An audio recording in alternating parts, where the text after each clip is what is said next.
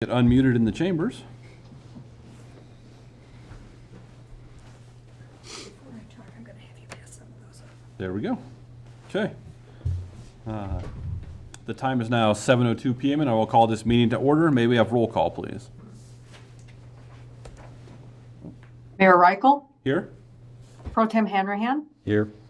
Trustee Britnell, Here. Trustee Klassen, Here. Trustee Engelhardt, Here. Trustee Poston, Here. Trustee Siebert. Here. All right, may we all rise for the Pledge of Allegiance and a moment of silence. I pledge allegiance To the flag of the United States of America and to the republic for which it stands, one nation, under God, indivisible, with liberty and justice for all.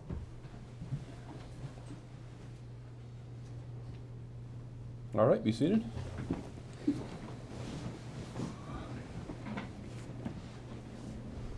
The first item on tonight's agenda is public comments. Persons desiring to make a public comment on items not on the agenda, please activate the raised hand function in the meeting program. Or Sheila, any phone calls or emails in regards to non-agenda items? No, I did not hear from anyone today. Okay, And I do not show any raised hands, Mr. Mayor. all right. Did anybody in the public sign in?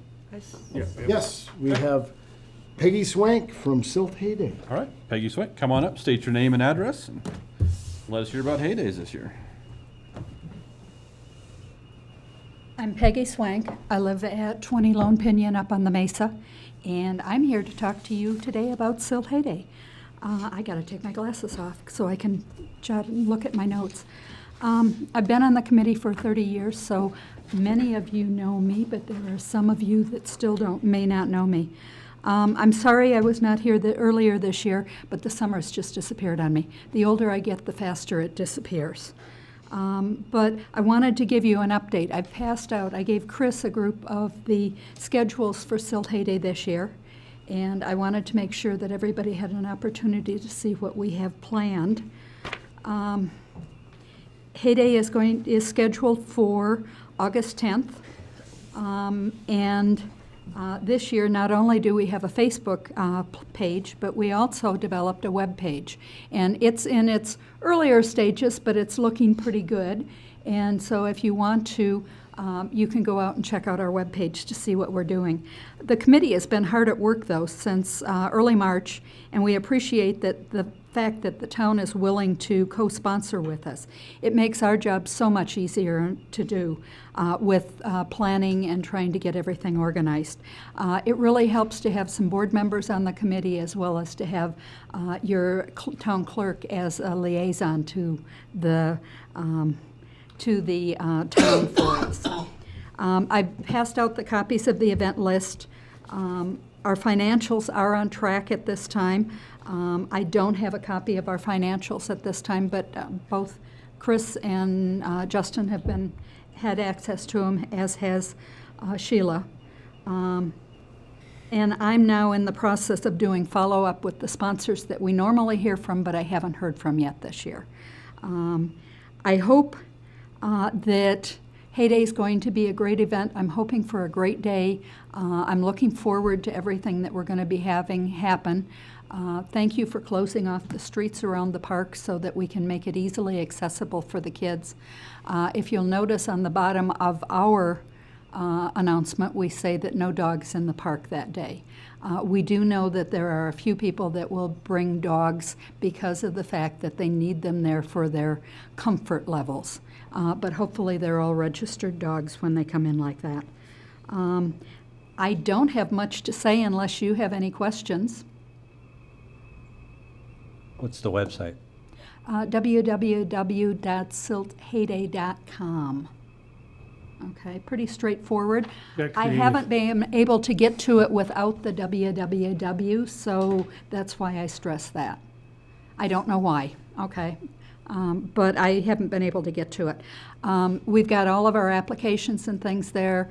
I do know that a few people have reached out to me because they haven't been able to download the applications to their computers for some reason or not. I have copies of all of those things and have been emailing them out right and left as people have needed them. our only concern that we have right now, and we have somebody in mind for it, Brian Fleming. If he continues with his food truck, we're hoping to get some type of a solid food. We've got ice cream, we've got berry bowls, which are yogurt and berry bowls, we've got popcorn, we've got a variety of things like that, but we haven't had a solid food yet. So if you guys know Brian, you might tell him how interesting Silt Heyday can be for him. So, and other than that, I think we're on track. I don't know of anything that we've missed out on this year. You know, the team's been together for a long time, so we're pretty confident about what we can do and what we can't do. And I'm hoping to come back after Heyday and give you a wrap as to how Heyday went this year and what our financials ended up being and things like that. Hey, Any thank you. questions? I have no questions. I don't have any questions. Got Okay. nothing either, yeah. August 10th, right? August 10th. See us August 10th in the park. It's going to be in Veterans Park again this year with all the nice shady trees. Makes it much better to do. Okay, thank you. All right, Thanks, very Peggy. much. Thanks, Peggy. Peggy. All right.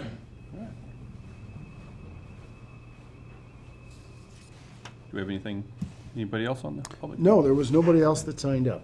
Sounds good. Somebody wanted to jump up. The next item on the agenda is the consent agenda. I don't know how we want to do this. I do need to recuse myself for item number 2, Burning Mountain Pizza and Subs renewal of their hotel, restaurant, and liquor license due to my son being employed there. So I don't know if we want to separate that one out, and the rest of the board can vote on it, or I can recuse myself from the whole consent agenda. I'm fine with either way. Yeah. Either separated or just, or not. I'll just recuse myself from the entire consent agenda and turn this over to Mayor Pro Tem. Sounds good. Okay, let me know when you guys are done. Shouldn't take long. That shouldn't take. It'll take him longer to get out and back in than it will to discuss. Yeah.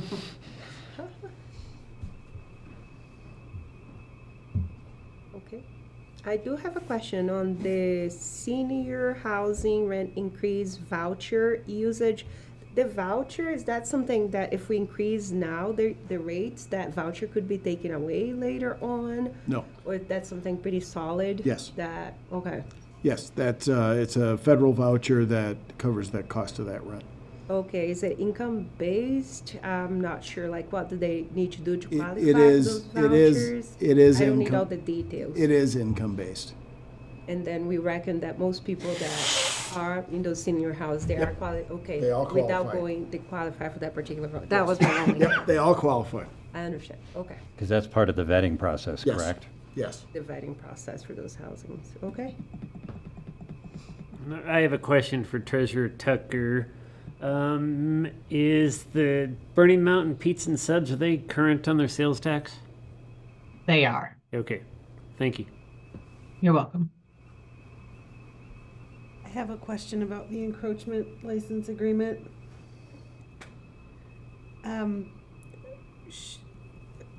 And I didn't draft this, so I don't mean to insult whoever did, but should we put something about they're the ones who failed to put the sleeve on the irrigation, right? Yes. The protective sleeve. And it says they are the ones who need to replace it if there's ever damage or something. And then it says I need to find it, but it says any new construction would require a sleeve, but it doesn't specify who is responsible for putting it in. I wonder if we should make the licensees responsible for that. It was my understanding that it was the licensee's responsibility, Okay. as drafted by the town's attorney. Okay. So, and this was this agreement drafted by our town attorney? Yes. Okay. Is there any kind of penalty for not putting the sleeve in correctly, or is it just? We just get to force them. Our ultimate stick is red tagging the building. Okay. which is a cease of operations for a period of time. So they wouldn't get the CO if they had undergone some changes and they required an inspection. Yeah. So that's the enforcement mechanism. Sure, okay. And I guess it sounds like there was, this dumpster corral put in over the irrigation line and they didn't properly put in the sleeve. So then, if we're allowing that forgiveness, I just didn't know if they paid a penalty or if there is some consideration that they're providing us in exchange for that forgiveness, or? In the grand scheme of everything that happened there, we had to pick and choose our battles, and this wasn't one of the battles we were gonna fight over. Okay. And that's kind of why I said, please forgive me, because I'm walking into Right. this situation with a lot of background. But so those are my questions, and I think I get it. So, and that all makes sense. Perfect. Any other topics for conversation, questions, or Mhm. does somebody want to make a motion? Mr. Mayor Pro Tem, I make a motion to approve the consent agenda. Do I need to mention that Mayor Reichel stepped out No. on the motion? No, okay. That'll be in the record.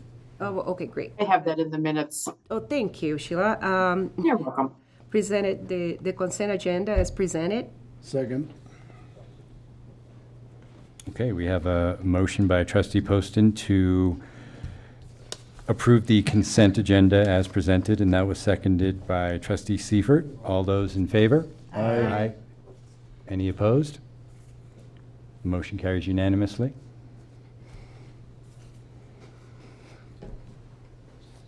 Welcome back.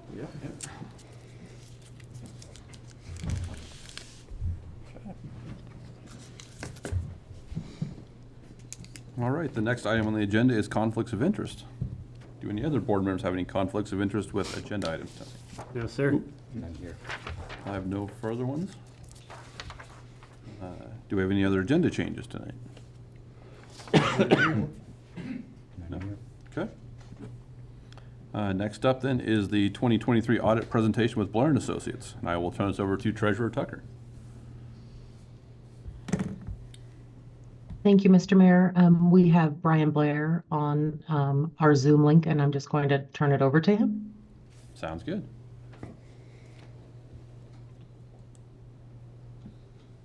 There we go. Can everybody hear me? Yes, we can. Yes. Excellent. So as she said, my name is Brian Blair with Blair and Associates, and I'm going to go ahead and present the 2023 audit for you tonight. Before I start, I wanted to give a thank you to Amy for being so dedicated to getting this thing done on time. I know it's kind of been pushed back in last couple of years, but she was really dedicated this year and got us moving, which has always been a big problem, to get it done on time. And she worked her tail off to get it there. So thank you, Amy. Thank you. So I'll start on the first page, which is the letter on our letterhead. And there's a lot of information in this letter, but the main thing that we're going to hit is that second paragraph, which is our opinion, which is ultimately why we do the audit.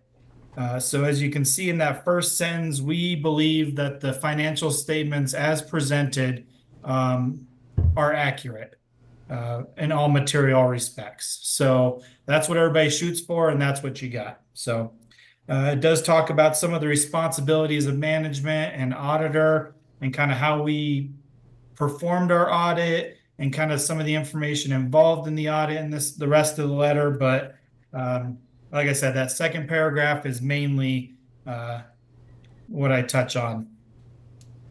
So then if we go to page 3, page 3 will start the management discussion and analysis.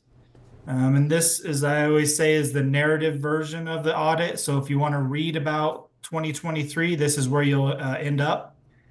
We do have some major financial highlights there at the top. You can see them in bullet format.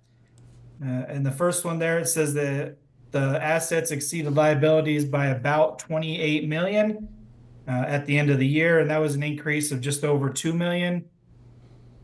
And that second bullet, it says governmental funds reported ending fund balances of just over 7.6, which is an increase of just over $1 million. The third bullet, general fund, which is obviously the largest portion of your governmental funds, had a fund balance of just under 6.8, and it increased just under 900. As you can see, your long-term debt decreased in the current year, or in 2023, by about 224,000. There was one new debt. I think it was for police vehicles. And then there was a right to use lease that we also picked up. I think that was for some police equipment. You can see both the amounts there, 146 and about 76 respectively. And then that last bullet point, obviously most of your governmental revenues are going to be from property taxes, sales tax, and other taxes. It was about $3 million, which is about 79% of your general revenues. So overall, those 5 topics right there, it just tells you a lot of increases, a lot of good things happening in the town. It's always like to see that. Go ahead and jump to page 5. That the rest of that page 3 and page 4 just talks about the different statements in the audit. Page 5, I usually hit mostly on this chart here at the bottom. And this is just a comparative analysis of your governmental activities and business type activities from 2022 to 2023. I usually try and point out the largest differences between the years, just to kind of see what happened. As you can see in the governmental activities, your current assets went up about 1.1 million. And your capital assets went up about 700,000. You can also see that your non-current liabilities, which is your loans and things that are over a year before maturity, went up about 160,000. And then at the bottom, you can see that your unrestricted net assets went up about 1.6 million. So that's good. Your unrestricted is the ones that aren't invested in capital assets or restricted for emergencies or other purposes. So unrestricted went up about 1.6 million, which is obviously good. In the business type activities, biggest changes, current assets went down, and capital assets went up, both about 2 million. That's just mainly because of those projects going through enterprise funds. As you can see, the invested in capital assets, like we just said, those capital projects, investment in capital assets went up about 2.4 million. So, and the unrestricted net position went down about 2 million. So all those were kind of offsetting each other for those projects through the enterprise funds. And then on the next page, page 6, we have the income statement, again, comparative from last year to this year for governmental activities, business type activities. Again, the biggest changes from last year, the governmental activities, you don't see a lot, but the biggest of note there is the interest income. I'm sure you are well aware that interest income for 2023 was well above what we're used to in prior years. C-Safe, Call Trust, those are really giving out good interest rates. You went up about 220,000. You do have in your expense column there, public safety did go up about 560,000. But overall at the bottom there, your net position went up about 1.6 million. So, or just under 1.6 million. For the business type activities, charges for services went up. I believe there was a rate increase for the year, so that was to be expected. Capital grants went down about 430,000. Again, interest was up.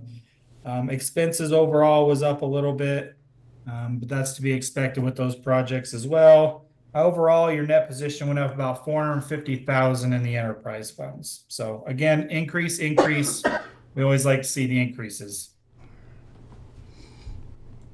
The next page just has kind of a graphical representation of your governmental activities, the revenues on top, expenses on bottom. Just kind of gives you in picture format where all those expenses and revenues are going. On page 8,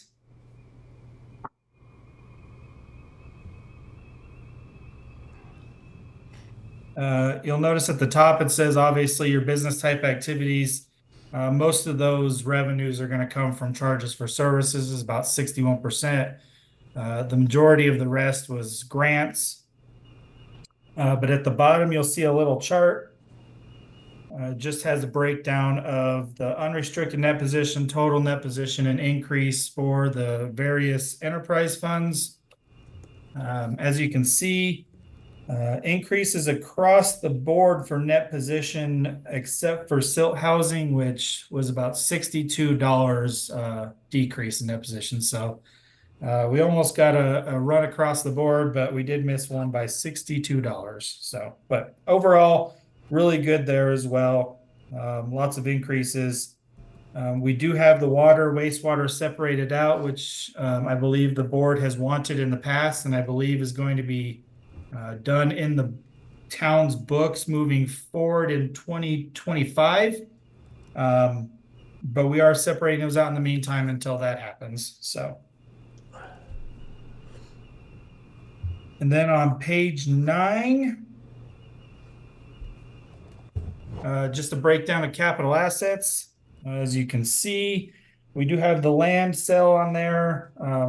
You purchased it for 190, which is what we show on here. You sold it for about 279, so you did have an increase or a gain on that sale. But overall, capital additions for the governmental activities was about 1.3 million. And then on the next page is the business type activities for capital assets. Again, capital asset increases there was about 2.6 million. Again, that big project for the plants. And then you did have on that last chart there, this is your loans. You do see the new loan for the PD vehicle and that right to use asset. And then obviously the payments for the current year and then the current payments for what's going to happen in 2024. And that's the end of the MDA. I'll go ahead and take questions if there's any questions on the MDA. If not, then I'll move on. Any question? No? Okay, I don't think we have any questions. Okay, so I am going to jump quite a bit ahead. I'll go to page 20. There is a lot of good information in these other pages, but it's just kind of a little more detail than what's in the MD&A. I mean, I could talk for 2 hours, but I doubt you want me to do that. So I'm going to keep hitting the high points, and we'll move on. So on page 20, this is your cash flows for the enterprise funds, and you always want to see, obviously, increased cash flows. But you see in the middle there, your cash went down for the enterprise funds by about 2 million. But again, if you look about halfway where it says cash flows from capital and related, we do have that 2.6 million in capital assets purchased in the enterprise funds for 2023. And that is pretty much the only reason the cash is in a negative position for the enterprise funds, which is to be expected. That is why enterprise funds maintain those balances so that when projects come around, you are able to do them. I'll go ahead and jump to page 29 now. On page 29, we've got a breakdown, a pretty simple breakdown of where the town's money is. As you can see, you have most of it in your investments, which is obviously a good thing right now with C-Safe and Call It Trust paying so much interest. That's where you're going to want to keep the bulk of your money. You have about just under 7 million in there. And then you have the 1.5 in depository accounts with the banks for more liquid assets to spend on operations. But overall, total cash and investments just under 8.5 million. So yeah. And then I'll go ahead and jump to page 36. I always like to hit on the pension because I know it's That's a number that can fluctuate a lot from year to year. So we always like to touch on it. So here in this middle part, this is kind of the little chart with the 3 boxes. This is going to be ultimately what your pension broke down to, what the actuary study came up with. So last year you had a net pension asset of about 270,000. For this year, you have a net pension liability of about 40,000, which is that middle block. The other 2 blocks are kind of showing what your asset or liability would be if the interest rate decreased on the investment or increased on the investment. But the one we record is that 40,000 in the middle. So it was about a $310,000 difference, swing in the pension liability for the current year. Now, I can't tell you exactly if that was a change in assumptions or a change in what happened in the investments. Really, that's part of the actuary, and it's a lot to read. So if you do have any questions on why that kind of fluctuated so much, it might be a good idea to talk to FPPA, and they would have those answers. But just so you're aware of that large swing. On page 37, you'll notice at the very bottom of page 37, there's a new note there, note 13. It talks about subscription-based IT technology or information technology arrangements. That is a new GASB for 2023. It's a new pronouncement. In our audit, we did not find any agreements in the town that should be recorded as a liability, though. So we put that on there just to make it aware to the board that we looked for those items, but we did not find any significant transactions that met the requirements for reporting.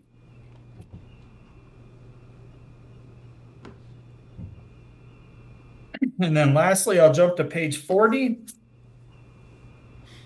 And this is going to be the start of all the budget to actual statements. As you can see, I probably won't go through all of them, but just in general, all of the funds came in under budget for expenditures, which is what the state really looks for, except for the water, but that's kind of a tricky one because it's still not fully separated on your books.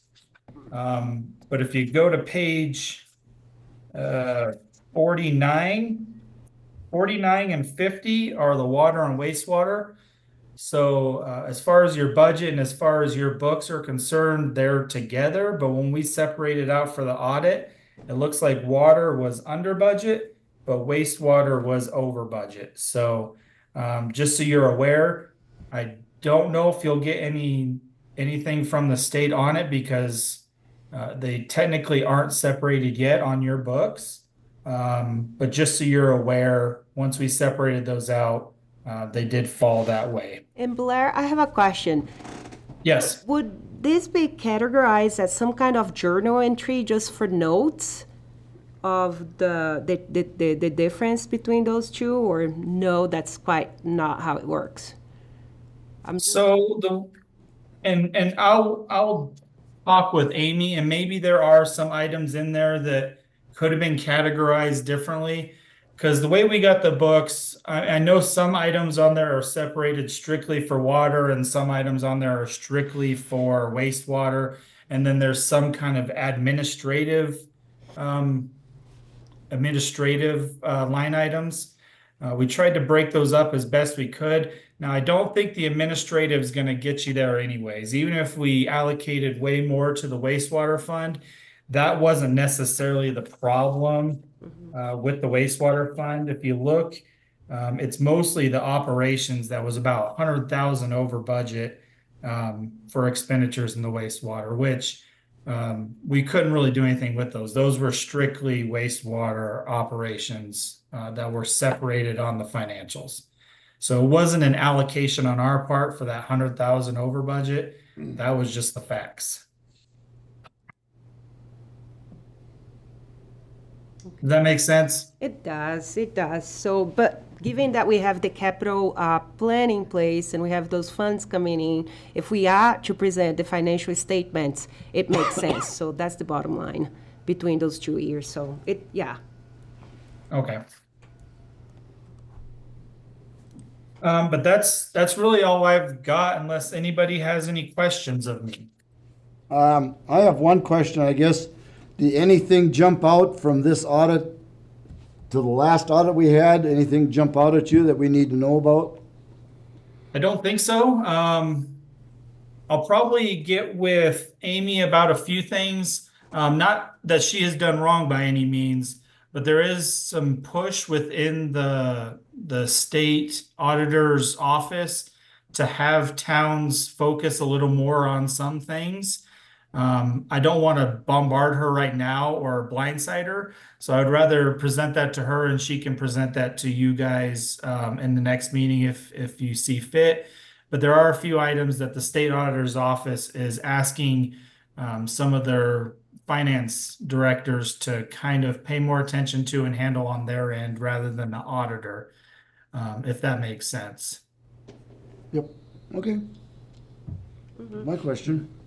Would you have information how much was the average earning rate on the C-Safe account? So is that something that I should get internally later on? I'm just thinking what's the percentage earnings based on the 200,000 that the town had earned for 2020? You know, I want to think that C-Safe and Call Trust are kind of giving out the same interest rates right now, and it's somewhere north of 5%. It's like maybe 5.5%. About 5.6. 5.6, there you go.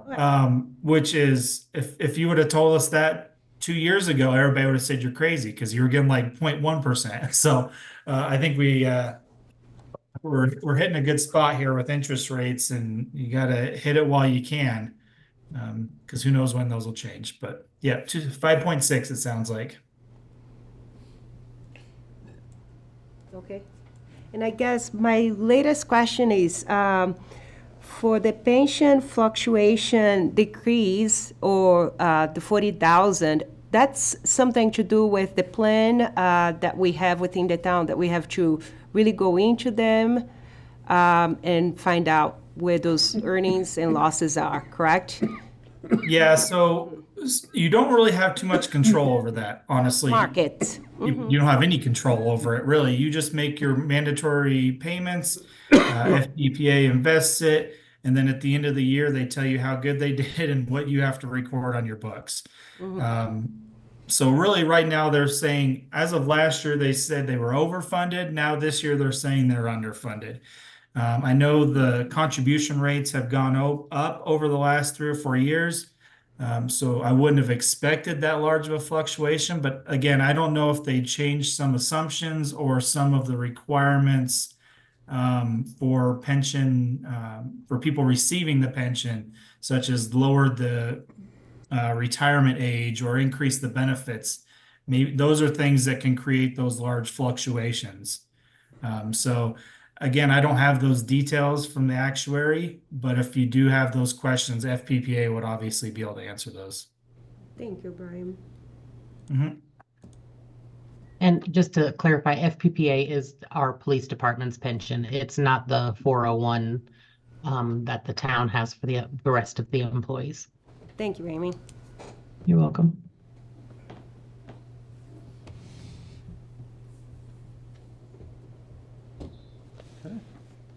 No? I guess I do have a question for Amy, unless you've got.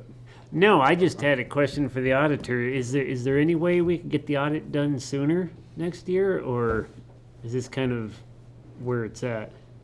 So, I mean, currently we're on time. Obviously, everybody wants theirs done as early as possible, and we do our best to try and get as many out and as quick as we can. We do about 45 to 50 audits. So we're busy pretty much from March to September, just cranking out audits. And you guys fell towards the front of it this year, honestly. So there's always a chance it can get done sooner, but it's just kind of when we get the information and when we can plug it all together. Like I said, Amy did a really good job this year of getting us all the information quickly, answering all of our questions quickly. So I think it was an amazing job by her this year and kind of got it out fairly early, relatively speaking. Okay, thank you. My question is, when the money that's in C-Safe, is that something we can pull out at any time? It is. They- I mean, it's liquid, but it's 2 or 3 days before we can get it. All right. Okay, and then that can be used for anything within the town? Okay, Well, some of it is general fund money and some of it is the enterprise funds. okay. So do we know how much is in each one of those? Yes. Okay. Do we know roughly about how much is general fund? Give me just a minute. I have to look at another piece of paper. I don't have it off the top of my head. All right. The vast majority is general fund. Is general fund? Thanks. Okay. I'd say like 4.9 of it is general fund. General, okay. Just so everyone on the board knows my thought process on wanting to know what that number is if the town may need to purchase a piece of property and we don't want to have increases to citizens, that would be a way to make that happen. And whether real estate is potentially doing better than 5.6% a year, it could be in the long term, a wiser investment if it's just to invest in that property and potentially sell it at a later date down the road. And then I guess to piggyback on Chris's question on, can we get the audit done sooner? For the town, what's the date we would like to see this audit completed by? Generally, to meet the requirements of borrowing documents and disclosure, you need to get your audit done in the first half of the year. Okay, So we're close. we're close, okay. We're close. Blair and Associates have been great to work with for as long as I can remember working with them, but, Chris kind of hinted at, we're hoping to maybe get those documents another month and a half sooner than what we currently are. So that would be something I'd like to have our administrator have a discussion with Blair and Associates and see if that's a possibility or not. Can do. Okay. Other than that, I've got nothing else. Anybody else have any? I have nothing else. No, it's a good audit. Thank Good you audit. for everybody involved. And then I always ask every year, how many journal entry did we have to flip-flop around? I know this year there's probably quite a few with the water, wastewater change coming. Yeah, so we had, I think, about 21, but a lot of those aren't out of the ordinary. We could cut back, and there are some that probably could be easily combined. So I'd say there's probably more in like the mid-teen range, like 16, if we kind of condensed them. And there's probably a few that could be done on the town's end, but they're not out of the ordinary for what we do as far as audit purposes. We do similar audit adjustments for a lot of audits. Okay. I just like to use this as a thing to let show the board members how good Amy is doing. Years ago, we had pages of journal entry corrections done by our auditors. So the fact that we're down below 20 is just a testament to what the person doing that for us is doing in their job. So, and with that, I really have nothing else to say. So, this is an action item. So if we've got nothing else, someone does need to make a motion to accept the.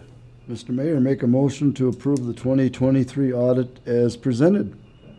I'll second. All right. Motion by Trustee Seifert to accept or approve the 2023 audit as presented, seconded by Trustee Clausen. All those in favor?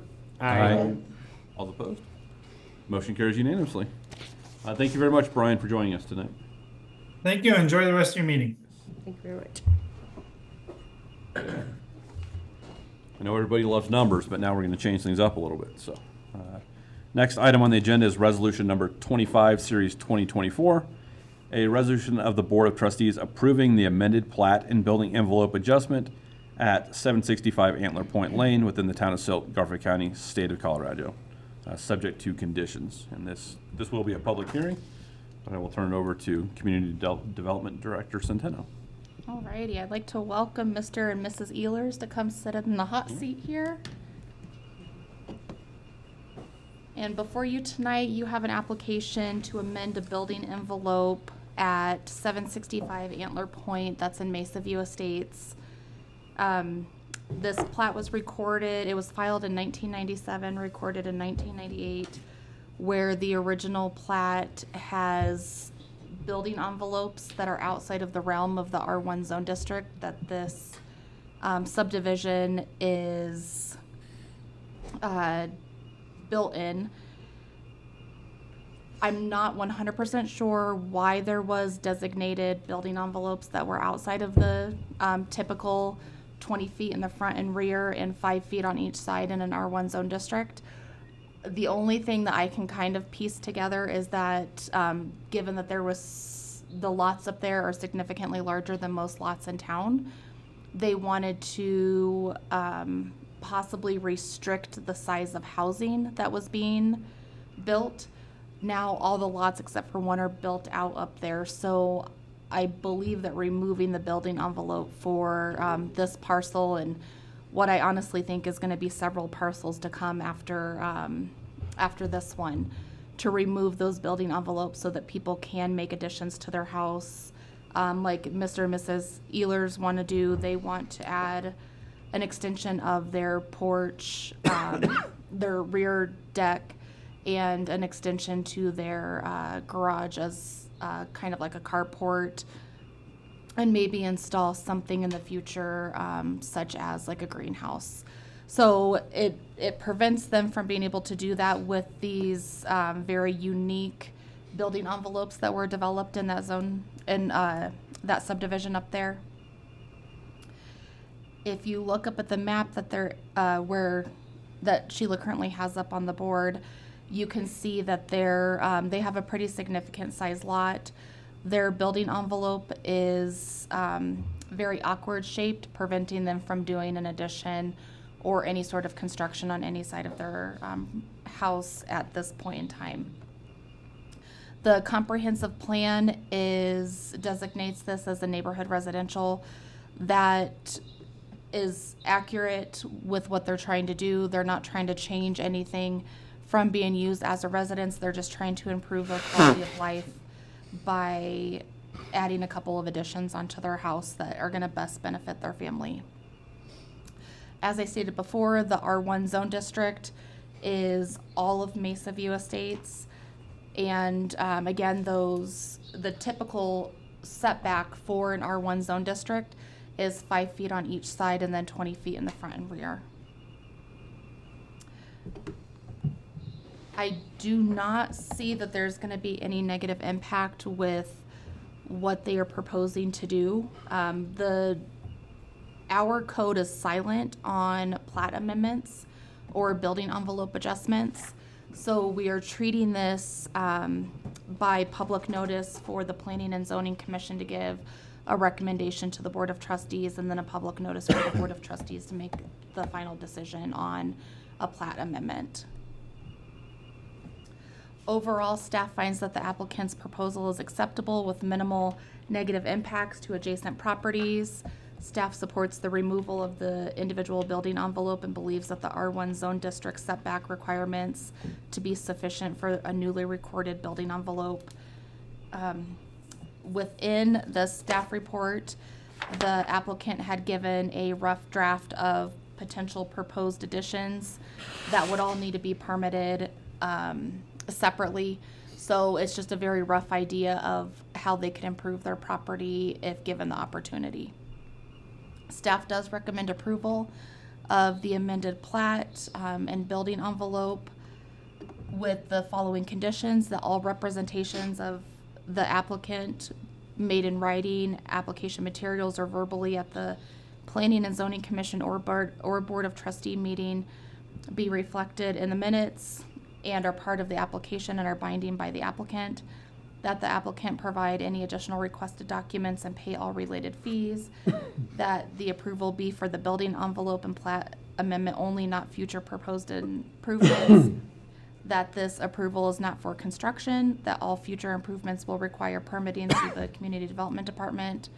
That the applicant understands that the setback of 20 feet in the front and rear yard and the 5 foot on each side will be considered the new building envelope. That the applicant acknowledges that the 10-foot easement on the west side of their property supersedes the building envelope of the 5-foot setback, not allowing for any improvement to take place within that easement. That the applicant submit the final plat, including all relevant signature blocks for review and approval by town staff, town engineer, town attorney, prior to the recordation of the Mylar. And the Planning and Zoning Commission also gave a recommendation to the Board of Trustees for approval. I did put a recommended motion in there, and I am happy to answer any questions you might have, as the Ehlers are as well. Okay. And we don't know why this got No, done this we way? don't have any accurate records indicating why the plat was, it was even prior to our engineer.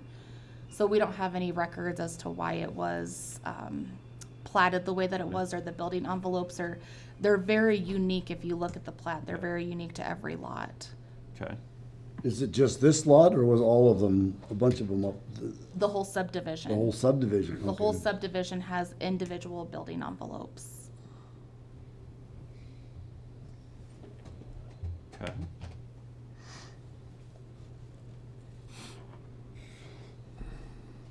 So you, If you guys just like to say your name and names for the record, and I guess give us a little bit of background here about what we're. Jack Ehlers, 765 Antler Point Lane, obviously. It's my wife, Victoria. Yeah, we've been struggling, trying to find ways to improve things. Kind of went in depth with P&Z. I won't bore you with all the details here, but we're looking to make our life at the house a little better. We spend a lot of time outside. We have an amazing property. We love it. This is our forever home. We want to be able to tweak it as time goes on and our lifestyles are changing, and honestly, the ability to improve life. I mean, that's kind of the bottom line. We're not going anywhere. This is where we're at, and we'd like to do a couple of changes. As far as why the building envelopes were there, I wish I could tell you. I work for the firm and the department that made that plat, but that gentleman he's passed on. So can't ask him too many questions on why that came to be. Okay.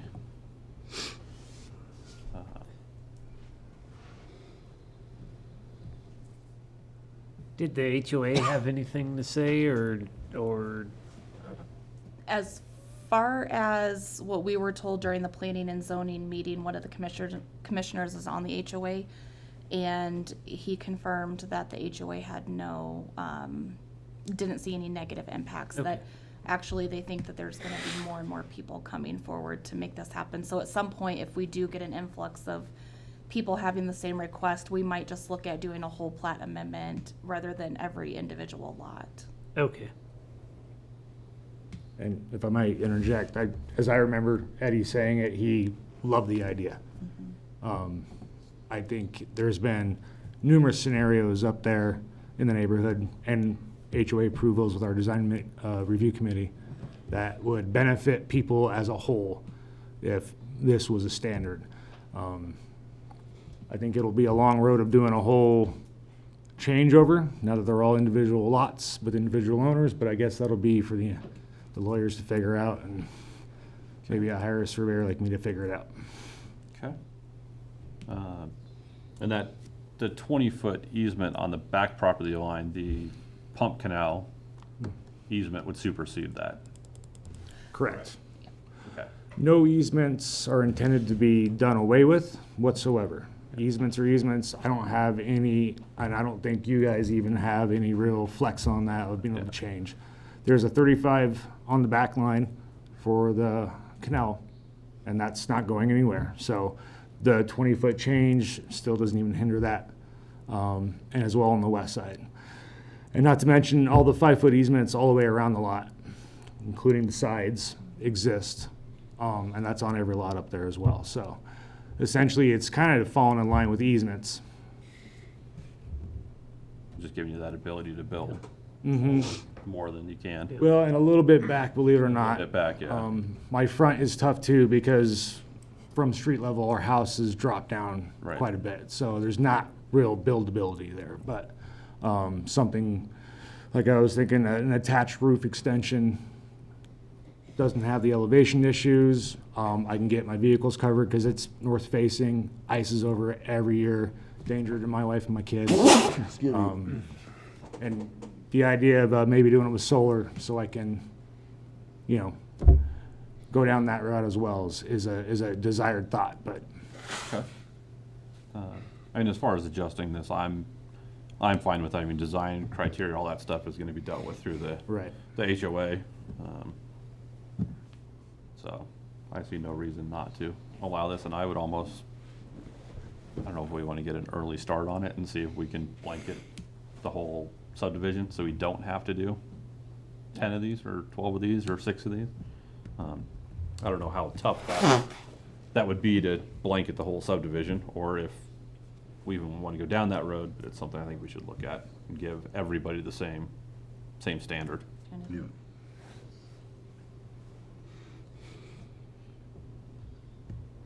No questions? I don't have any concerns. Okay. This is a public I hearing. don't have anything, yeah. You don't have anything? Okay. Is it all right if I open up the public hearing? Okay. The time is 7:54 PM, and I will open up the public hearing for resolution number 25, series 2024. Persons desiring to make a public comment on this agenda item, please activate the raised hand function in the meeting program. Or Sheila, any phone calls or emails in regards to this agenda item? No, I did not hear from anyone. Okay. I do not show any raised hands, Mr. Mayor. Okay. Would anybody in the public like to speak to this agenda item? Seeing none? The We had time a is- few offer, to be honest with you. They offered to me to say, do you need help? Do you want us to come say yes? I've spoken with most of my neighbors. They're all very excited about it. Okay. All right. Time is 7:55 PM, and I'll close the public hearing and open up to further discussion by the board or a motion. To the point you made about doing all of them at once, is that a reduction in work over the long term or an expansion in work over the long term? I mean, if all 80+ lots up there want to do it, doing it all at once would be ideal. Or even if it's 10 or Even if, yeah. some, Yep.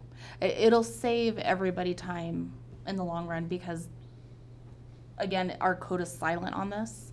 So the best way we can try to get through this with having a silent code is to follow just like what a normal plat would be, just a little reduced, going in front of both the planning commission and the board of trustees. I like that So- idea. I feel like sometimes you folks, you and your team get a bad rap for how complex things are and cumbersome and step intensive, et cetera, et cetera. This is our opportunity to flip that around and say, hey, the greater good is normalizing this and standardizing this. Why wouldn't we do it? Well, the reason you wouldn't do it is if you have like a really, really steep slope and that building envelope, I'm just trying to think, if you have a really steep slope and you get rid of the building envelope, somebody could build a house or a portion of a house somewhere, I'm just Off a cliff face. off a cliff But wouldn't face. they get denied a permit? Yeah. Because everything Okay, needs Right, separate yeah, there are other permitting. steps in the Yeah, process that okay, would so- intervene yeah. and say, It all- for other Yes. criteria, you're not gonna make Yeah, it. I'm just Again, trying to think devil's advocate if there And I'm, is. and I'm trying to think of a downside. way to streamline the process so that the next 79, hypothetically, Yeah. don't have to go through the same process and time and effort. Again, this is a modernization of method. I can't think of I appreciate the outlier example, but generally speaking, this is a win for all of the residents up there, and it's a win for us to streamline operations. Well, especially like say an individual wants to sell a property, it's easier for them to sell that property without this. Right. Yeah, you can do Outlier. it, you can sell it in a year and a half when the process completes, or whatever that is. No, this is a win for all sides. Well, and I'm hearing they still have to comply with all the HOA requirements. They still 100%. have to comply with all the permitting requirements, and any of those other concerns would still need to be addressed. It seems like the building envelope was just sort of unnecessarily restrictive, unless I'm. Yeah, if it was done inconsistently or for bad reasons before, there's no need to perpetuate it. In Yeah, I'm fact, just there's an thinking somebody incentive to had a reason correct to it. do Yeah. Well, and correct me if my timing's up, but one thing I could say as a citizen up there, a small cost to the town to address this will save the individual homeowners up there a lot of money in survey. So when you're talking about one blanket statement on a subdivision plat amendment compared to every single homeowner having to go up and get survey involved to get them an amended plat, that's going to be costly for most. I'm just in a unique position. We're going to put you out of work. I would rather help my neighbors than benefit from them, so. Okay. Well, I guess, Mr. Mayor, I'd like to make a motion to approve resolution number 25, series 2024. Resolution of the Board of Trustees approving the amended plat and building envelope adjustment at 765 Antler Point Lane within the town of Silt, Garfield County, state of Colorado, subject to conditions. Second. Motion by trustee Clausen to approve resolution number 25, series 2024. That was seconded by Mayor Pro Tem Hanrahan. All those in favor? Aye. All those opposed? Motion carries unanimously. Thank you for your time. Thank you guys for being here tonight. Thank you, guys. Nicole, thank you so much for all your Yes, help. and I'll get with you on what the next steps are. Okay, thank you. Next up is the second reading of ordinance number 8, series 2024. An ordinance of the town of Silt, Colorado, amending chapter 2.16 of the Silt Municipal Code pertaining to compensation and duties of the Planning and Zoning Commission. We'll turn this over to Town Clerk McIntyre, but this is also a public hearing. Thank you, Mr. Mayor. So this is the same ordinance that you saw at the last meeting. So this is second reading now. There have not been any changes since first reading, and I would answer any questions you might have. Okay. Any questions between first and second reading with I no have changes? none. No. Nope. Nothing either? Okay. Then the time is 8 p.m. and I will open up the public hearing for ordinance number 8, series 2024. Persons desiring to make a comment on this agenda item, please activate the raised hand function in the meeting program, or any phone calls or emails in regards to this agenda item. No, I did not hear from anyone. Okay. I do not show any raised hands. Thank you. And would anyone in the public like to speak to this agenda item? Okay. The time is 8:01 p.m. and I will close the public hearing and open it up to further discussion by the board or a motion.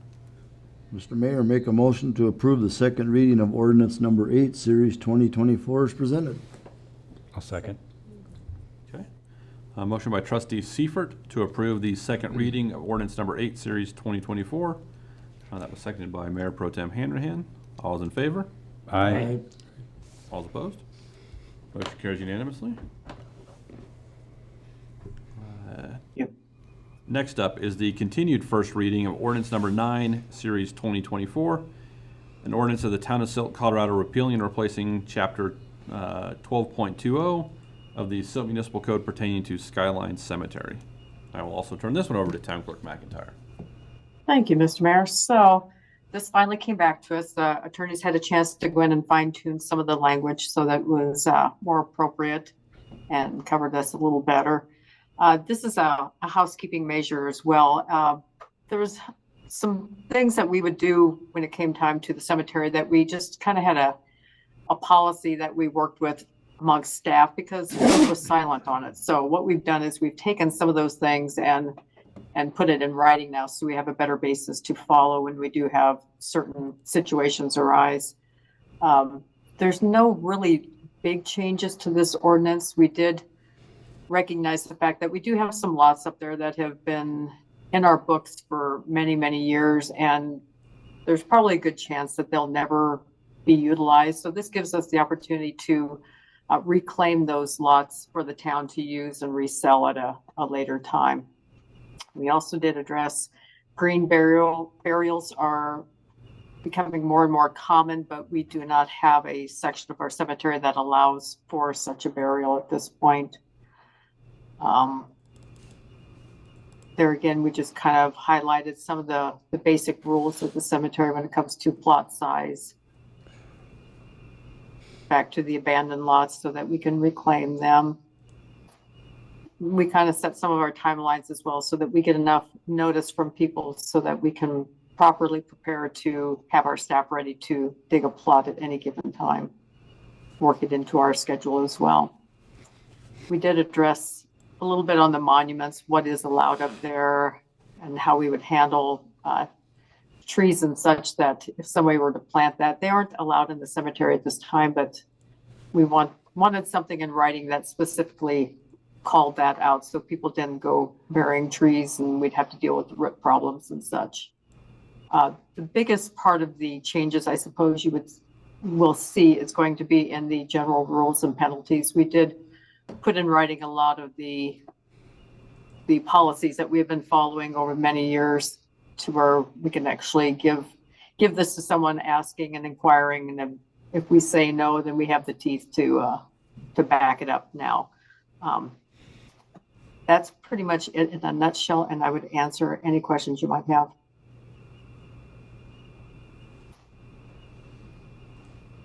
So their plots don't have a size currently, do they? Or Pardon me? plots don't have a size currently?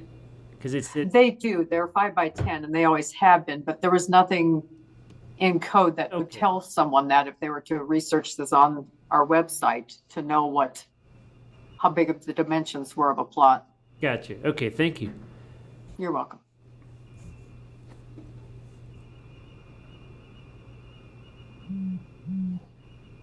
Any other? I do have one thing, and I'm not sure if it needs to go in this ordinance or in some other part of the town. This is one part of the town where I would like to outlaw OHV use. Since it's dirt roads up there, a lot of people like to go use that as a racetrack on their OHV vehicles. So I'm not sure if that should fit in here, if that's a traffic code thing, or...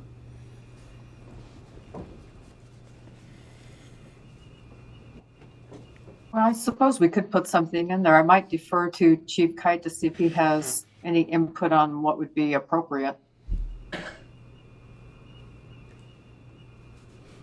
Is he still with us on this meeting? He's in the room. Let's see if he unmutes. Usually runs in here. Usually runs in, yeah. He'll run in. He's putting on his track shoes. Oh. If we want to make a change or include something like that, we could pass tonight with the first reading. With the and first just- reading, And bring then it just back for include the that for the second second. Yeah. We can confer with the attorney. Oh, that's as true. well as to Yeah. where it Okay. would Or do we fit have best. an existing policy that allows us to ban OHV usage within certain subsections of the town? Where we yeah. could simply say, as of now, Yep. that area is banned. That may exist, to your point, Yeah. external to this. Right. Because obviously it doesn't seem like the appropriate spot for that. No, I don't think that was the intention. You don't want to wake them Passing up. the OHV rules were to do that, so, It does prohibit unreasonable noise, yeah. noise disturbance, But and just even loud talk. putting something particular about that just again, just makes it clear. I agree. Might be a stretch. Yeah. Okay, well, we'll go ahead and open up the public hearing, and then, yeah, we can see where we need to maybe add that for the second reading, or see if it goes somewhere else in town code, so. The time is 8:06 PM, and I'll open up the public hearing for ordinance number 9, series 2024. Persons desiring to make a public comment on this agenda item, please activate the raised hand function in the meeting program. Or Sheila, any phone calls or emails in regards to this agenda item? No, I did not hear from anyone. And I do not show any raised hands. Okay. Would the member of the public like to speak to this one? Nope. Okay.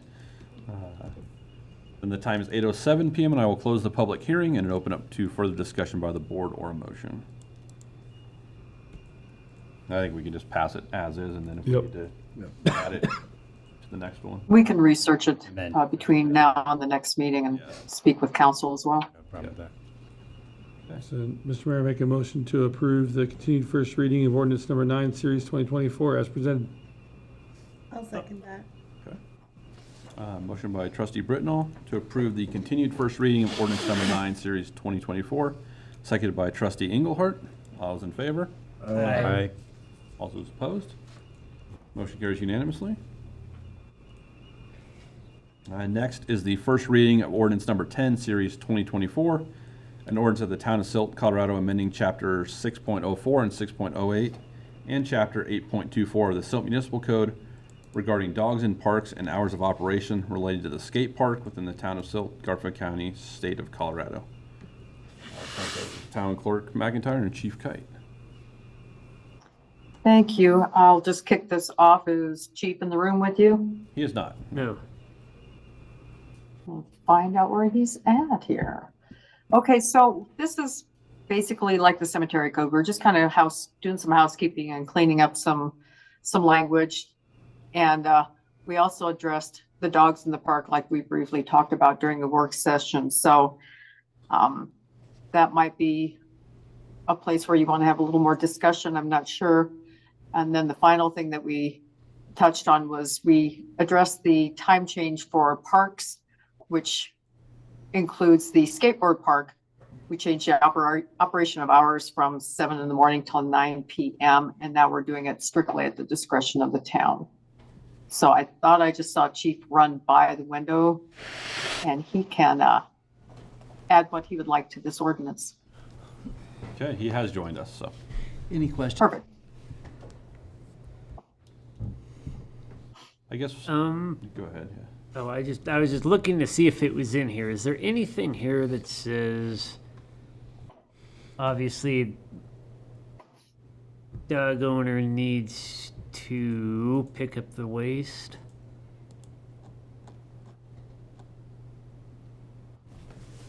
I want to say that's in another section of code that we didn't touch. Okay. I just didn't know if it needed to be included in this part or not. I mean, yeah, it's common sense. Clean up after your animal, but I just didn't know if it had to be or should be in this.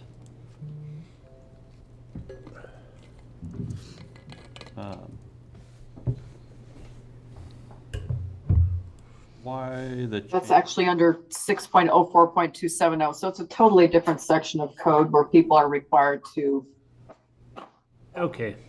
clean up after their dogs. All right, so it's in there somewhere. Okay. It is, yes.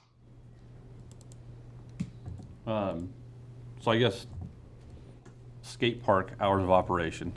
This is probably the second or third variation of what we had parks for dusk to dawn, or dawn to dusk, I guess. Correct. We've done hours, and now we're doing discretion. So can you guide me through that change in thought?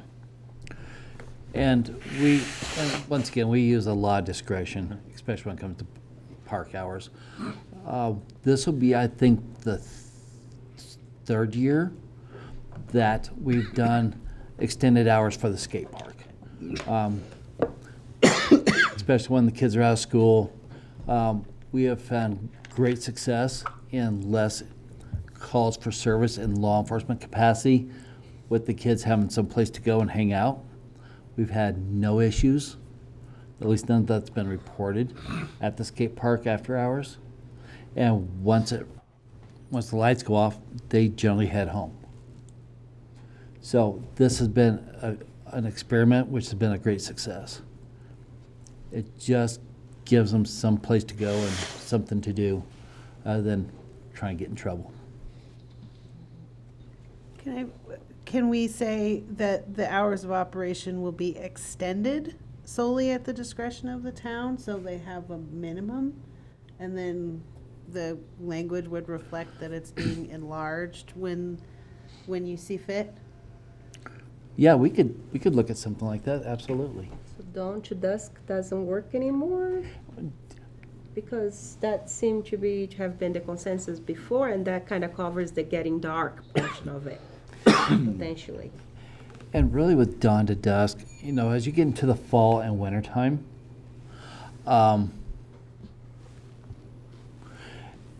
people aren't out. It's getting cold. And once again, we've got that discretion because we have movie in the park, which goes on afterwards, above and beyond. Same thing with concerts or other special events. So there's a lot of discretion there on.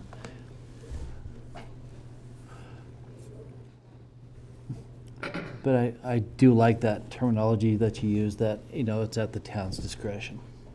To enlarge it, because it just sounds like, you know, we can shut it down whenever we want, and it just sounds. That's what it sounds like, yeah. It sounds a little restrictive, like you can only come when we say it's okay. Yeah. Versus like, here's our set hours, and we're happy to, and we may shut it down for special events, but we're also happy to enlarge it. Yeah. Yeah, like you kids are nice, so you can stay till later, but you're troublemakers. You need to go home now. Does you know? kind of give that, like, that appearance the way Yeah. it's written. That could happen. You know, like over at the dog park, once the sun goes down, there's really no need to have anybody over there. You know, during the summer, we contact a lot of vehicles over there watching the stars. And we send them on their way. You know, the parks that don't have lighting, really, unless there's a special event, there's really nothing out there for anybody to be doing. And that's kind of why we went with dawn to dusk, because it gets darker earlier in the winter, and who has to be out in the cold? Yeah. So I think the ordinance for the rest of because this one's specifically for the skate park. So I think all the other parks are dawn to dusk. Correct. So this one, dawn to dusk, may be extended at the discretion of the town. I like that terminology. You really? So dawn to dusk instead of a set hour? Yeah, I mean, I agree that, you know, 5 or 6 o'clock in December, probably not going to be many people at the skate park anyway. No. But, you know, it's a nice night out. You know, some kids come down and set up some temporary lights because it's 90 degrees at 10 o'clock and they want to ride for another 30 minutes, then, you know, let them be. They're not, you know, if they're at the skate park, hopefully they're not spray painting the town. So, Correct. you know, give the kids something to do. That's the whole reason why we invested in a skate park. On a related note, can we look into improving the lighting up there as part of We are as part looking of at next year's improving the budget? lighting. As we speak, If we've got a place they can go to that's Yes. easy to manage and maintain, we should illuminate it. That will encourage better 100%, behavior. yeah. Sure, and I think like in the winter, we all are suffering from like a vitamin D deficiency. I think if we can light it and have have it available past 9 or past dusk or, whatever the time. So I'm not necessarily set on that. I just think the way it's worded, it sounds too restrictive. Like we should have like a minimum and then that could be expanded or shut down if there's a special event. But I don't know if it's dusk to dawn or if it's 9 p.m. or what's right or wrong there necessarily. I know that it might be after dusk, that's 5 o'clock sometimes in the winter, and some people might still want to get out and do something if they can. I think they should be allowed to. And it may be the only time to be out there during the summer is after the sun sets, because otherwise it's black metal. Kids are resilient. It's hot. Yeah. They're out there all day long. Walk it off. If it's you're 100 degrees, fine. they are out there on it still. So Their skateboarders are tough anyway. yeah. But the light. Staff has had some discussions, about putting some lighting up there. I think we've been using some of the lights from the Stony Ridge Park, which are awfully bright, but we've talked about putting some individual lights around the skate park to help illuminate that for the kids. That'd be great. I like dawn to dusk at the discretion of the town. designing lights preclude us from saying dusk? Well, I think when Chris meant it was from dawn till dusk and extended at the discretion of the town. Yes. I like that. That's Trustee Lord saying we're giving extra stuff, not being restrictive to it. So who's the town then? There'd There'd be a town employee, so most likely to be the police department would be the one that'd be enforcing, but. The town administrator could make that call. Sure. I could wake up Jim in the middle of the night. Yeah, no, I just said it Yeah, no, that because makes it's sense. going to be, okay, so is it being decided when it is being enforced? Then at that time, that officer, town employee will be making a decision. So that's not clear to the public, in my opinion, so. Well, once it's lighted, when the lights are on, you can be there. You gotta say, when the lights go Go off, off. go home. Go home. Or, you, yeah. Skateboard with headlamps. We had lights that just shut off at 9 o'clock. I was just gonna say that, put the lights on a timer and then have the ability to override it on an exception basis, but the lights by default So shut what's off the at wording? 10 o'clock, for the sake of example. Like I You'll have a said, depit card. You know, you got to pay to use the lights. Pay to play it? Yeah, just do one of those tap things. 10 more minutes. 10 more minutes. Chief, do New you revenue really source. struggle with people being there after dark? right now we do. Once again, people watching the stars, parked out there in the parking lot, running around the ball fields. You see shadows and hear voices out there having a good time. Like I said, the skate park being illuminated has cut down on a lot of the law enforcement calls we've gotten, especially with the vandalism.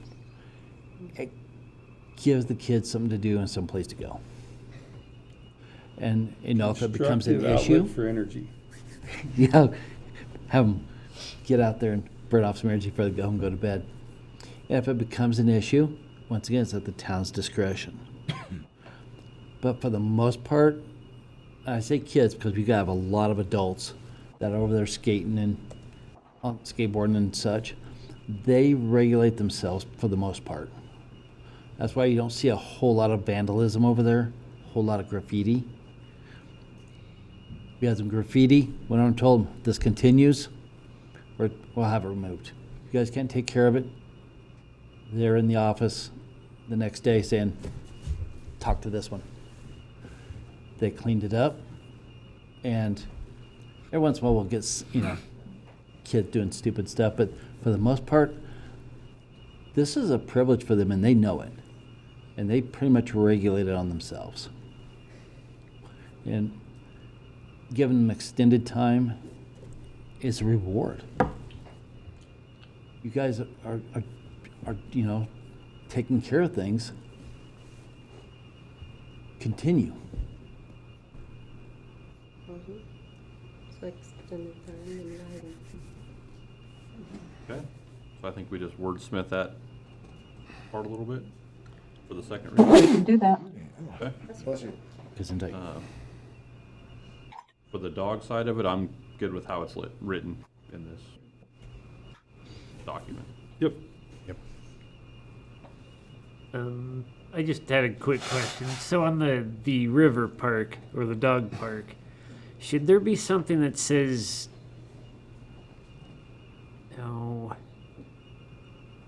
use at your own risk? I mean, that doesn't sound right. But because, some dog could jump your dog, and obviously you could complain about it, but should there... Well, it's clearly stated in the code that dogs are supposed to be under control. Under control. Under control Okay. of their own. Yeah, no, like I said, I'm just asking. Or like so if that- you use the park, you are assuming liability.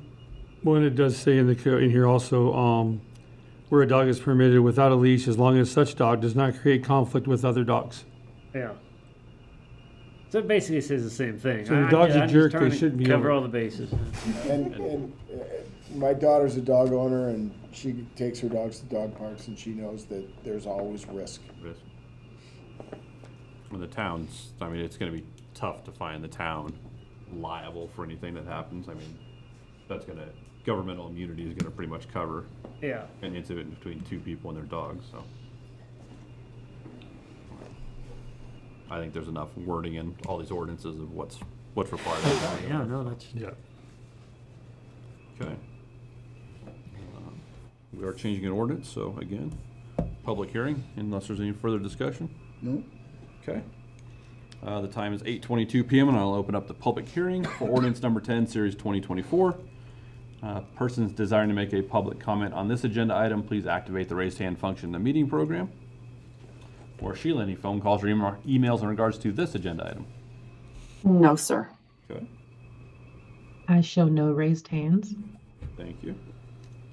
Anyone in the public like to speak to this agenda item? Okay. The time is 8:23 PM, and I will close the public hearing and open up to further discussion by the board or a motion. Same, I think we can pass this as is and then just make that word change at the For second the next reading. one. Yeah. Well, and so I just wanted to clarify because it looks like at the top of page 3, it says the dogs are permitted on all the rest of the parks, only on the sidewalks and the trails on the leash. So we're keeping that part the same. Yeah, so anywhere in town there, besides the dog park and the Okay. river preserve, they're allowed on a leash on the trails. They're not allowed at the river preserve at all. Oh, they're not, oh, yeah. No, No, Not even, prohibited. not even on a leash, yeah. Understood. I was just clarifying. Okay. Yeah. Okay. Well, Mr. Mayor, make a motion to approve first reading ordinance number 10, series of 2024 is presented. second it. All right. Motion by trustee Seifert to approve the first reading of ordinance number 10, series 2024 as presented. Seconded by trustee Britnall. All those in favor? Aye. All those opposed? Nay. Nay? Okay. Motion passes 6-1. Okay. Next up is the Thank you. June. Yes? Thank you. Okay.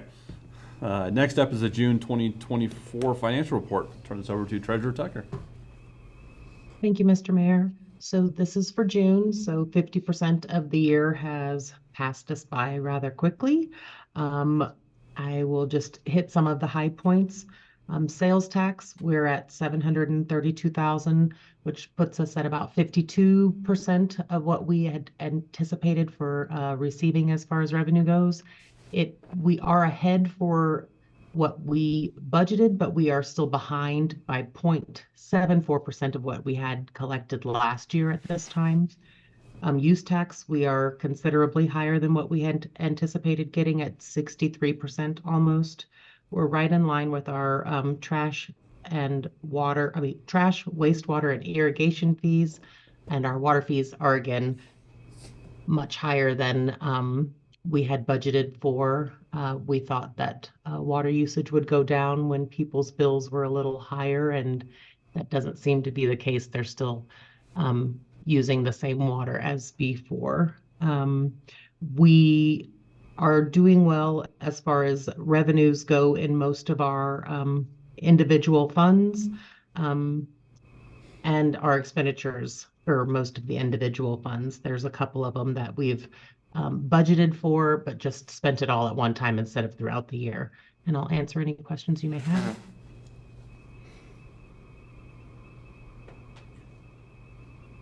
Any questions? I don't have any questions. No? Thank you, Treasurer Tucker. You're welcome. Okay. Next up is administrator and staff comments.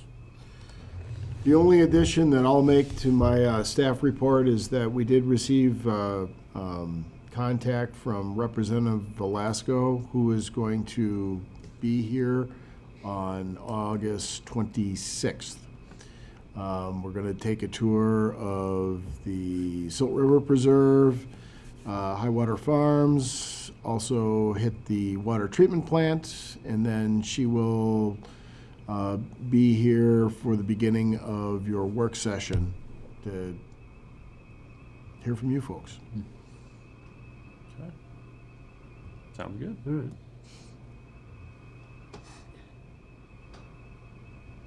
I have a question for, I guess, Administrator Mann and Public Works Director Lundin.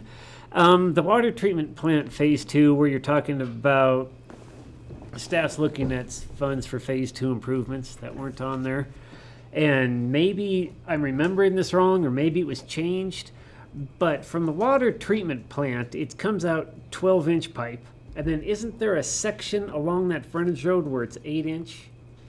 And it would be nice to upgrade that 8-inch to 12-inch all the way. That's what we're looking for also, because there's also some ductile still in that service road going into the water. Uh-huh. We'd like to get all of that out, plus the 8-inch, and upgrade it all to 12. Oh, okay. All right. That's part of You phase guys are 2. on it, yeah. All right, so yeah, that's all I had for that. And do you think the Proposition 123 monies, do you think that's gonna hurt us or help us? It's hard to say, you know, that's all. I included it because there is a shift of dollars, but there is a donut hole when it comes to housing that there aren't a lot of housing programs for, and so there's a recognition that some of those housing monies really need to take care of that donut hole, which is that 80 to 110, 120% AMI. We do very well with the low income folks. Uh-huh. And I shouldn't say very well. We do pretty well with the low income folks, but it's kind of sometimes that middle individual that we just can't help. So I just thought it was an interesting article to pass on. Yeah, no, it was interesting. I mean, I'm not really fond of it, but anyway, that's just me. Yeah. It's, you know, sadly, it's a bit of a departure from what everyone approved for Prop 123. Yeah. Which, you know, it's not always uncommon that things morph a little bit after they're approved.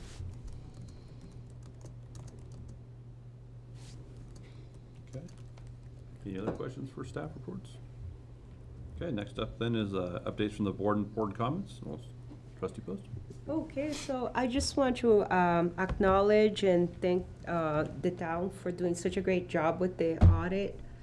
All the reporting that takes place, so you are doing your daily duties, but you're also reporting to the auditor. And the auditor, it's that reporting that we as the board really rely for that, you know, check systems, let's say, let's call it that for us.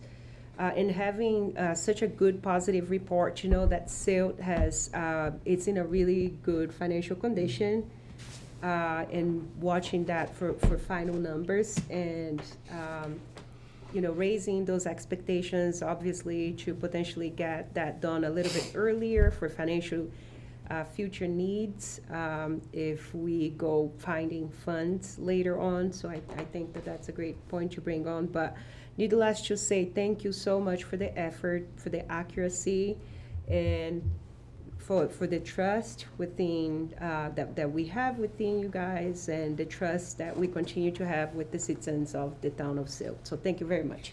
Thank you. Okay. Trustee Engelhardt? Manager Mann, should I mention anything about my initiative? Oh, you certainly. I have a small update about an initiative that caught my ear, and I sort of have latched onto it. It's about mountain biking trails, because I think that's something that would be really beneficial to the youth of our area. I'm so glad we were talking about pro-social activities. And maybe it's something that could extend out from a pavilion. It could be as small or as large of a project as I think we wanted to make it. And I did attend a meeting for an organization called Rambo, which is the Rifle Area Mountain Bikers organization. And I learned they have a member who they may have a member who's on our planning and zoning committee. Yeah, she's the chair. Yeah. Right. And then I learned about their trail builder who they recommend, and you know, they've done a lot of work with BLM. They even have talked about how they come up with agreements with oil and gas companies to create trails through their systems and things. So it's just something I'm interested in, that I was just wanted to let people know, in case something's already being worked on. I could latch onto that, or if anyone has any interest, we could explore further. And Trustee Engelhardt, we actually have a Parks and Recreation meeting that's in the works for the 19th, potentially. We don't have a confirmation, but I think it's a fabulous idea. And I think that would be, if we can get more information, maybe both of you can connect and then we can bring it up during, it's a committee meeting, not a board meeting. It's a Parks and Recreation Committee. I believe Justin and I are part of it. But yeah, and Nicole, sorry. And Nicole. Lindsay's on that too now. Yeah, Lindsay's on that too. Yeah, that would be great to have more information on that so we could discuss more details. And I know I'm new, so I'm not, I feel like maybe it's a little soon to introduce something like that, but I feel like the That's perfect. timing, it seems right, so, but that's all. This came out of the Dream Big conversation that we had. Very Okay. good. That's why we have. And the this. Dream Big is to connect Rifle to Silt to Newcastle with mountain biking trails, so we can take advantage of that, whole genre of recreation. And, joked at the CML meeting that why drive to Fruta when you can stop in Silt? Right. That should be our goal for mountain biking. Yeah, and one of my friends is a leading member of Rambo and very much selling the lifestyle and, the tourists, the locals, the commuters, recreation. It just seems to all converge on something that is, it's a really great lifestyle that I think would fit really well into our community. So, that's all. Thank you for doing that. Trustee Bruno. Yeah, just want to follow up with Peggy Swank's comments earlier today. We do have Silt Heydays coming up on August 10th. You can go to www.siltheyday.com is the website. There's a lot of great information on there about the events, where they're at, when they happen, all that good stuff. Live music, there's competitions, there's horseshoes, there's cornhole, all kinds of great stuff. Other than that, just make sure you're watering on the days you're supposed to and following all those things and pick up after your dogs. Okay. Trustee Clausen. I guess it was just kind of, another thought, but to piggyback on Trustee Britnell's, with the sprinklers, and I know it's hot out and everything, but I have noticed a lot of people that are watering, every day or several hours of the day, or they're not watering on their current days. And then I thought, well, if we're spending $100,000, on this new irrigation line on Home Avenue for increased capacity, and it's like, okay, so were we increasing the capacity for everybody who's not abiding by the rules? It was just one of those things I was thinking about. It's like, well, okay, does a little more code enforcement, is that, prevent us from having to spend X amount of dollars to increase the If I remember system? correctly, the line on Home Avenue needed to be upgraded regardless. Okay, yeah, and I'm not saying, And trying to that- say anything That negative. project gives you a couple of years, because we'll get to Home this year, Uh-huh. and we'll continue that 8-inch, maybe to 4th Street through the alley next year, depending on the money. Yeah. Till we get it going up 7th, but we're going into a 10-inch line. Okay. Then we can use all of our shares that we own instead of only being able to use it. Yeah, okay.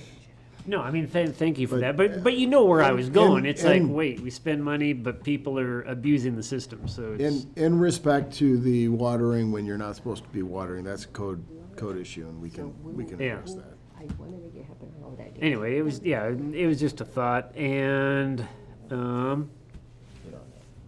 I guess planning on the 1,300 to 1,500 block of Ballard? I spoke with the engineer today. He's real close. He had it real close, and then when he did his overlay, the property lines kind of didn't jive. with Oh, it. okay. So he's readjusting that, making everything work. So I'm hoping within the next couple of weeks, we'll at least have it settled. Okay. All right, then a couple of questions for Nicole. Your text that you sent out, I had a couple of people ask me, they're like, looking at it going, well, what's the town doing, because about the bears? And I guess that's my question. What is the town doing? When it says we're doing our part. It's just the educational piece. Oh, So okay. we're trying to help educate everybody how to coexist with the bears. Uh-huh.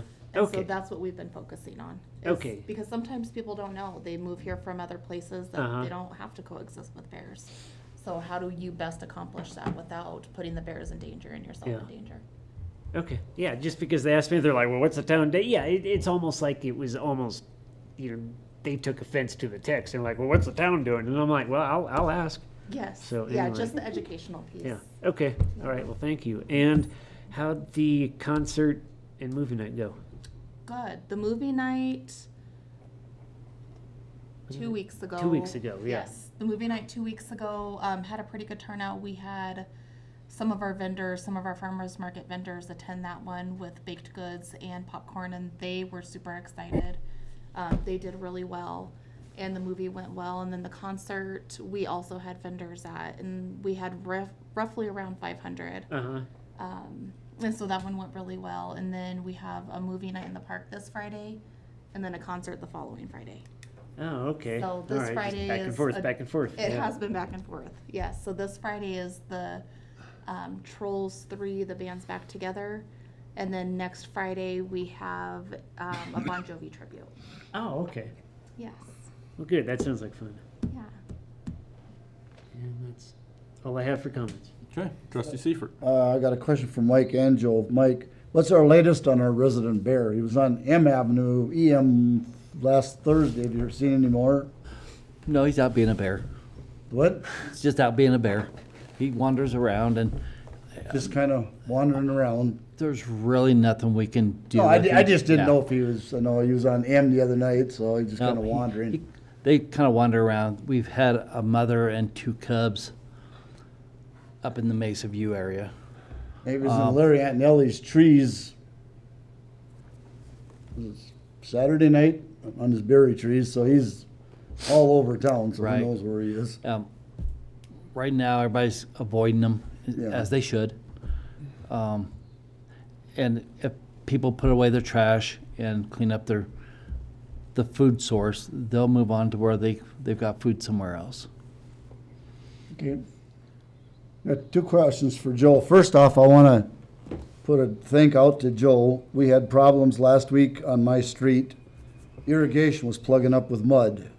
And Joe can explain why it did that, but I got a hold of Joe. It was even an hour. He had the guys out there flushing it. And the neighbors want to thank him as quick and got there, and it was, it made a big difference. It quit doing that. So whatever it caused it, I don't know. That's a dead end line, and that's the problem. I'm glad you brought it to our attention. I'll let the guys know that you appreciate it. Okay.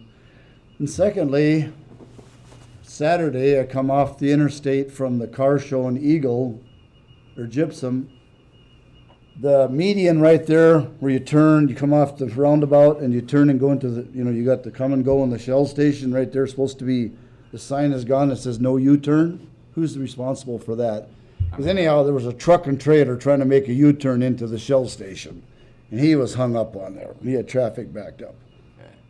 But there's 2 posts I see they're sheared off, but I know the one was a no U-turn. I don't know what No the, U-turn, and the other one was a crosswalk sign, which I'm Okay. working with CDOT to get those signs. those, yeah. Because, he come in and he had a pickup in like a 12-foot trailer, and he had an uncle hung up over that hump. And, of course, there's no sign there, so you can't, common sense would tell you can't make that U-turn, but Was it there's a curb there. under him? Well, I mean, common sense, you're way past the Shell entrance. Yeah, no. It's, But can't blame him. There was no sign there, and he had it all hung up on there. I mean, he backed up a few times and got out of there, but I noticed there's 2 posts there, so I didn't know what they were. But One is a crosswalk sign, where the button's supposed to be. Okay. They're working on getting that replaced. okay, and then the U-turn. Okay, that's all I have. Mayor Pro Tem. I was debating whether or not to bring this up, but I will. I'll try and be brief because it's nerdy. I saw the AI and local government presentation. I'm sure it was fascinating. It's the shiny new object. I would urge everybody to be extremely cautious with how you even dabble in this right now. I do it as part of my day job. 3 major areas of concern: liability, copyright, data ownership. none of these things have been resolved. And if we're doing anything with citizen data, we better not do it without those three things being knowns. And on a lighter note, congratulations to the whole events team for a great event Friday night. What was the joke? 15% of Silt's population was there. It was just a great turnout, great to see everybody out having fun. My daughter come up from Junction for it. Did she? Yeah, she likes that group. Anyhow, she came all the way up for that, so draws in people. Anything else? That's it for me. Good. Evidently, we all really enjoyed the concert. Favorite thing about the concert is just watching the kids from town. They just get together and play. You know, they just have a good time. The parents are having a good time listening to music. Kids just run around. So that's really what Silt's about. It's a family community. So for this next concert or movie night, let's get the kids and families out there. It's a great thing we do. Everyone always has a good time. And so that's this Friday for the movie, August 2nd for the Bon Jovi concert. Correct. Okay.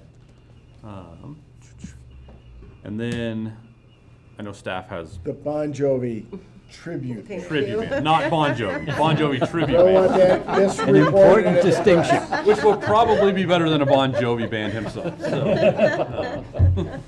So yeah.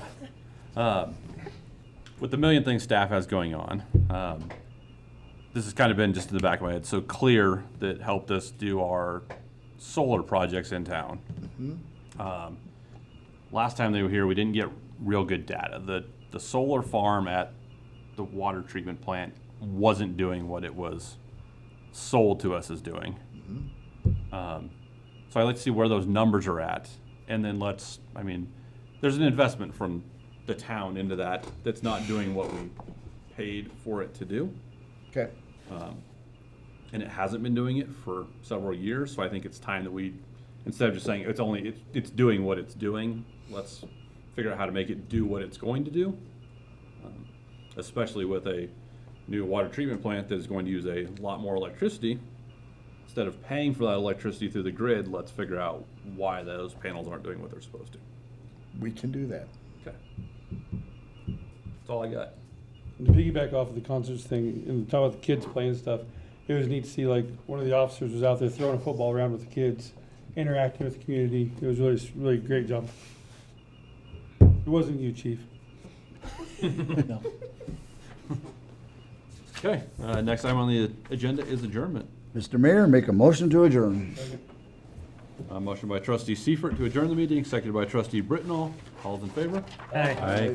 All opposed? Motion carries unanimously. Thank you, everybody, for being here tonight.